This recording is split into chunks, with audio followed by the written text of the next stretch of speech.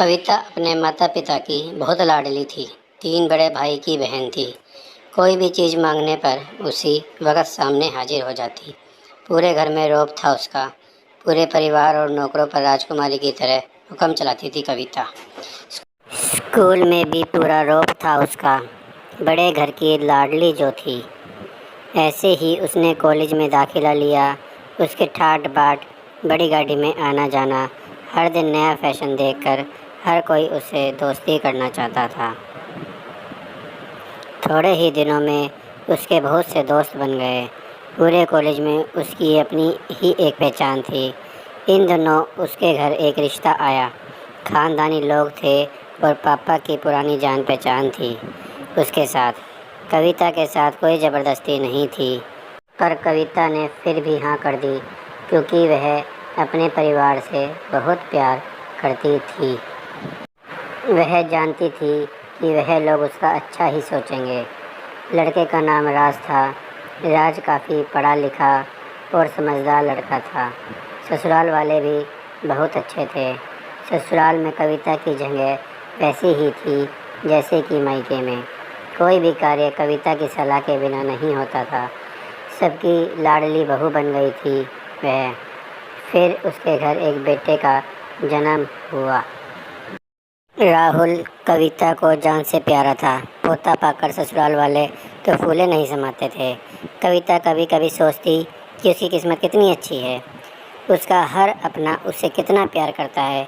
चाहे जीवन में कैसा भी समय आए, मेरे अपने हमेशा मेरे साथ है। मैं कभी अकेली नहीं हो सकती। कितनी खुशकिस्मत हूँ मैं। पर शायद कविता की खुशियों को उसकी अपनी ही नज़र लग गई थी। एक दिन वह मायके जाने की जिद कर बैठी। राज को बहुत काम था, लेकिन वह फिर भी उसे ले गया। रास्ते में उनकी गाड़ी अन्य गाड़ी से टकरा गई। कविता, राज और राहुल बहुत बुरी तरह से जख्मी हो गए। काफ़ी दिनों के इलाज के बाद राज और राहुल तो ठीक हो गए, लेकिन कविता पूरी तरह ठीक ना हो सकी। सर पर चोट लगने के कारण वह अपनी आंखों की रोशनी खो बैठी। अब कविता की किस्मत जैसे उल्टे पाँव चलने लगी। मायके वाले कुछ दिनों तक उसे मिलने आते रहे। फिर कभी कभार फ़ोन ही करके पूछ लेते कि अब कैसी हो। धीरे धीरे ये सिलसिला भी कम हो गया। ससुराल वालों की सहानुभूति भी कम होने लगी। घर में किसी को पास बैठने के लिए कहती तो जवाब मिलता, बहुत काम है, अब तुम भी हाथ नहीं बटा सकती। राज भी चिड़चिड़ा हो गया था। बस राहुल ही था उसके साथ, जिसके साथ हंसते खेलते उसका वक्त गुजरता। एक दिन कविता के हाथ से कुछ सामान गिर गया, जिसकी वजह से राहुल को हल्की सी चोट लग गई। कविता के सास ने राहुल को उससे अलग कर दिया कि कहीं उसके ना देखने की वजह से बच्चों का कोई नुकसान ना हो जाए।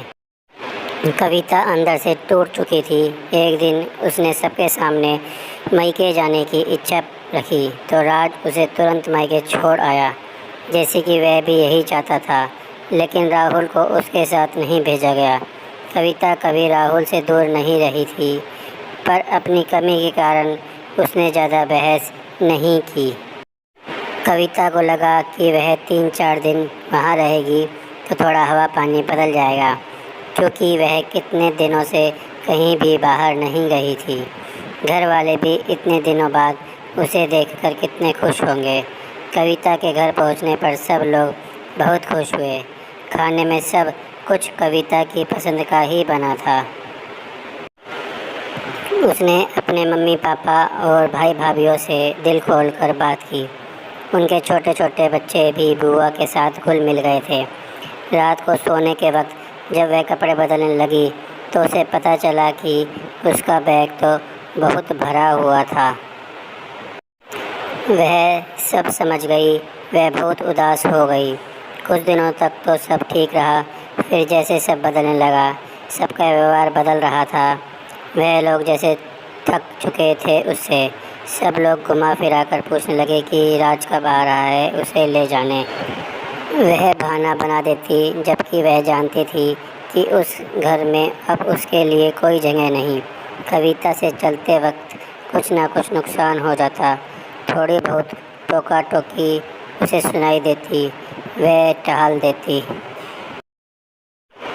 एक दिन उसके हाथ से लगकर एक कीमती फूलदान टूट गया। छोटी भाभी ने बहुत हंगामा मचाया। कविता के माँ बाप रोज़ रोज़ के झमेले से तंग आ गए थे।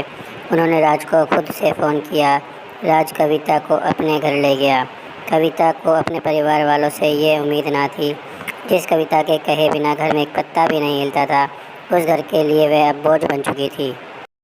राज के साथ ससुराल आते वक्त वह बहुत खुश थी, क्योंकि वह अपने घर जा रही थी, अपने जिगर के टुकड़े राहुल के पास। परंतु यह खुशी भी कुछ पल के लिए ही थी। सारा बंदोबस्त पहले से ही किया हुआ था। कविता को सीधे ऊपर वाले कमरे में पहुंचा दिया गया। राहुल से दूर रहने की सख्त चेतावनी दी गई। एक काम वाली लता को उसकी जिम्मेदारी सौंपी गई, जो उसके खाने पहनने जैसी ज़रूरतों का ध्यान रखती। कविता ज़्यादातर चुप ही रहती। कभी कभी काम वाली लता से थोड़ा बतिया लेती। उसके ज़रिए राहुल का पता चल जाता। सबकी लाडली बेटी और बहू सबके लिए लाडली से बोझ बन चुकी थी।